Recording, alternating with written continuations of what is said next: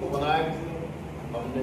अब उनकी जो बदमिजाजी है हमें उन्हें बर्दाश्त करना, यहाँ से जाने के लिए उनको हैंडल कैसे करना, उनसे लड़ना कैसे है, इसके लिए मैं अपने कार्यक्रम में अपने सीनियर से अपनी उच्च शक्ति से मदद मांगता हूँ, क्योंकि उनका रवैया भी वही रहेगा, उनका मिजाज बड़े बुजुर्ग हमारे, उनका मिजाज ऐसा था, ऐसा और ऐसा ही रहेगा। उसका मतलब क्या मैं नशा करूंगा?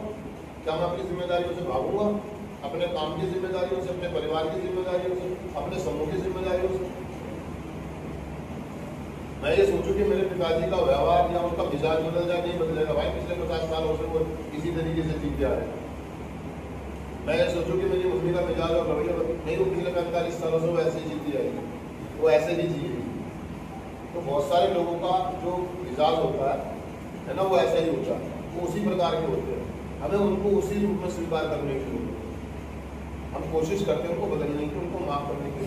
जब भी उन्होंने परिवर्तन नहीं आते तो हम उसको उसी रूप में स्वीकार कर लेते हैं कि ये व्यक्ति ऐसा था, ऐसा है और ये ऐसा ही रहेगा, मैं इसको हर बार माफ करूंगा और अपने संबंध बनाने की कोशिश करूंगा। एक बात है दोस्तों कि मान लो जो ना गाड़ी होती है, न्यू गाड़ी तो कोई भी चला सकता है, न्यू फ्रेश गाड़ी लाओ आप शोरूम से, तो ड्राइवर जिसको गाड़ी चलाना कोई भी चला सकता है, लेकिन एक पुरानी और खराब गाड़ी को चलाकर दिखाएं तो हम आपको ड्राइवर,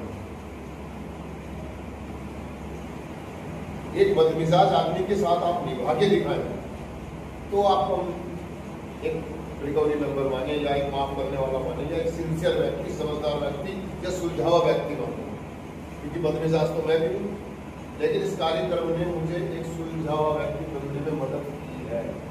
इतना सुलझना है मुझे कि मैं जरा सी बातों पर रिलेटेड ना करूँ, किसी के व्यवहार की वजह से, किसी की बदमिजाजी की वजह से मेरा व्यवहार नहीं बदलना चाहिए, मेरा मिजाज खराब नहीं होना चाहिए, मेरे शब्दों में परिवर्तन नहीं आने चाहिए, मेरे शब्द कड़वे नहीं होने चाहिए, मेरी सोच नेगेटिव नहीं होनी चाहिए किसी की बदमिजाजी की वजह से। लेकिन हम करते क्या?